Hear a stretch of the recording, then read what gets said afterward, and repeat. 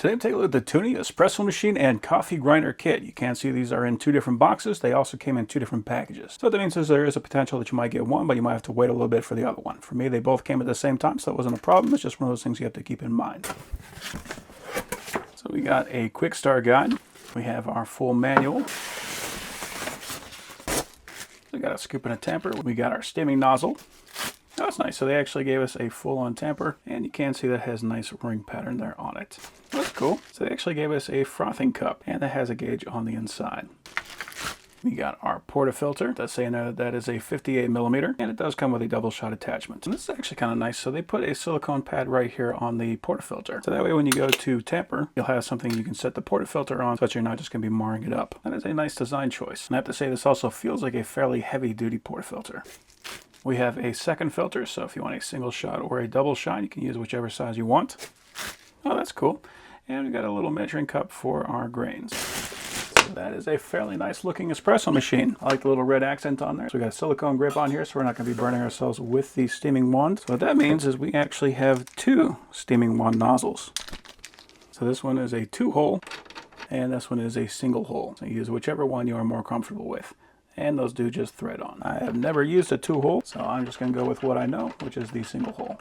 So it does have suction cups on the bottom, so you don't have to worry about this thing moving around. We do have a pressure gauge, so we know exactly how our espresso is brewing. Looks like we have a touch interface here, and I appreciate that they did tape everything up, so we don't have to worry about this banging around in shipment.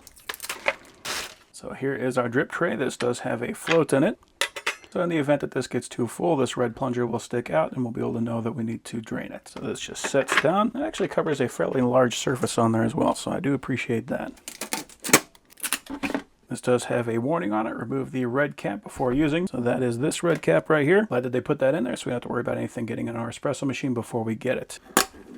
So this is our tank. It does have a hinge design on it, so we don't have to worry about losing our lid. There's a valve there on the bottom, so you can carry this thing around and it is not going to let any fluid come out until we lock it into the base. I do appreciate this guy can just flip up so we can even fill the water without having to take the whole tank off. It does have a 3-prong plug, and we got a nice thick cable on there. This is kind of an interesting choice. They actually put the water level gauge here on the side rather than on the tank. Never seen that before, but it does make it a little bit easier to read. So it's kind of interesting. So we also have a user manual for our grinder. I do appreciate that the colors match, so there's that nice creamy white. So we have an attachment for our portafilter that appears that this can actually just pop right off. So if you just want to put this into a cup, we can use the coffee grinder just as that. We got our burr in the top. So here is our hopper. We got a nice large hopper, and we can also see that we can adjust the grind size. That's interesting. So we got a little cleaning tool there on the top. Very nice idea to actually put that directly into the lid. We were not going to be losing it. And it appears that we've got a funnel and a cup. So with this kit, one of the things I'm noticing is that they basically just included everything, which is pretty great. This is kind of interesting. They actually gave us a wire holder built in. So in the event that we want to put this guy in the cabinet, we don't want to have the wire hanging out, we can just roll that guy right up, and then we can stick it right out the back if we want to use it. So for our burr, we've got this little handle. We can just take this guy, spin it to the left, that'll unlock it. We can take out the whole burr. So in the event that we want to clean everything up, we can do that. Very nice. When we want to load the hopper, we're just going to line up this little arrow with the unlock, and that'll drop in. Then we can lock it. Now at this gauge, we can adjust our grind size. So the lower the number, the smaller the grind. The higher the number, the coarser the grind. Now it's going to make a difference with an espresso, because with an espresso, you want to try to be very consistent with the amount of pressure that you apply, because the more pressure you apply, the stronger the espresso. You can get a similar result just by adjusting the grain size. So if you want your espresso to be thicker and stronger, you can decrease the grain size, or you can apply more pressure. And that's one of those things you just got to play around with until you get an espresso that you enjoy. So I rinsed out the tank and I filled it up, and we can also see there's actually a max line on the tank, so we don't have to guess where that is.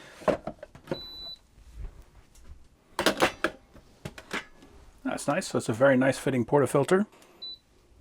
Like the LEDs on there, so they go from blue to white. Okay, so it took it about a minute to heat up. We can't see right now we can't make coffee because that is solid, and now we can make steam because that is solid. So we'll start by making coffee. All I'm doing right now is I'm running hot water through there so that we can clean out everything that is inside the espresso machine.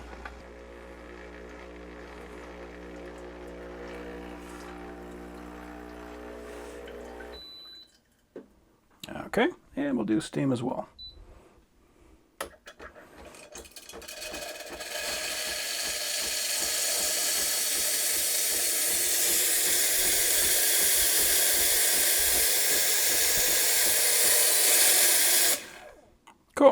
So I'm going to set my grind size to 16 just because I prefer my espresso on the thinner side. So it does recommend between 16 and 0 for your espresso beans. And then we can add beans to the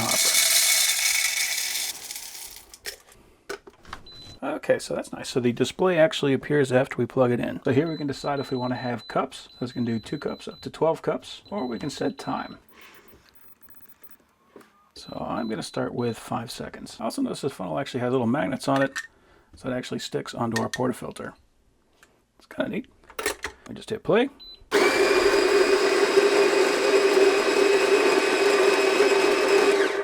And off it goes. Now we can take a look at our grain, see if the grain size is appropriately to what we want. I might make that a little bit thinner. So for the rest, I'm going to go to 12. And it looks like 5 seconds is about half as much as I want, so probably around 10 seconds for a full cup. So we're already at 5. I'll just do that a second time.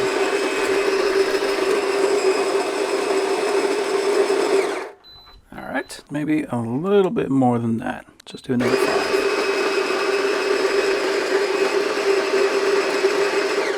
There we go. It is worth keeping in mind that this will pack down.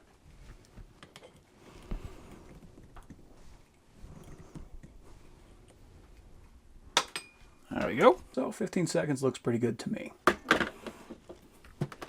And let's see how this comes out.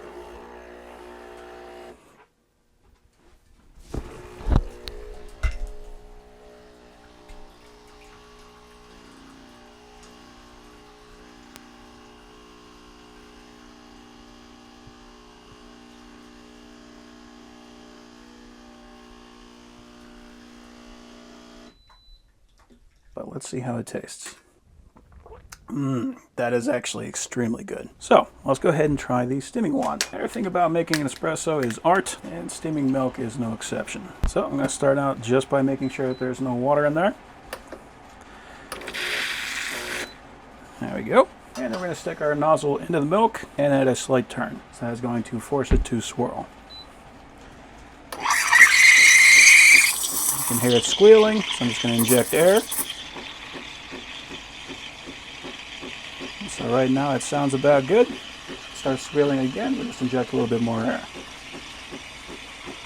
Let it keep on running until it feels hot, and then we will stop.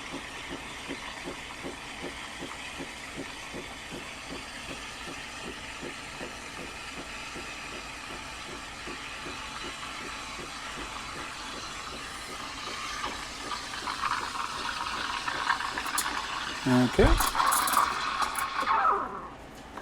There we go. Now we're going to rotate, tap, get rid of the bubbles. We also want to clean the wand, just to make sure that nothing builds up on there.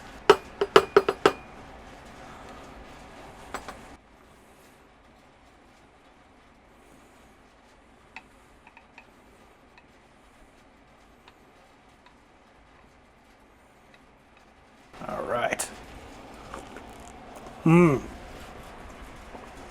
That is delicious. So yeah, if you're looking for a high quality espresso machine set, that is going to be an excellent option.